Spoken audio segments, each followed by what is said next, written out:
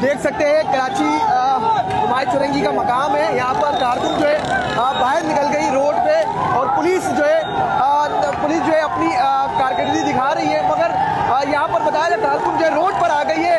बिल्कुल सामने पुलिस देख सकते हैं, सामने पुलिस दिखाए, पुलिस है, पुलिस निकल गई है। आवाम रोड पे, आवाम जो है रोड पे निकल गई है, पुलिस के सामने नारे लगा रही है।